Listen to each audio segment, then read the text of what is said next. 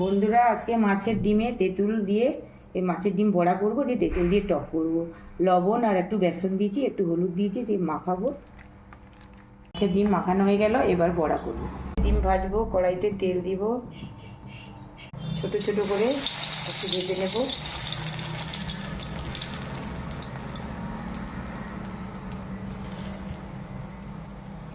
মাছের ডিম ভাজা হয়ে গেল, এবার তুলে নেব।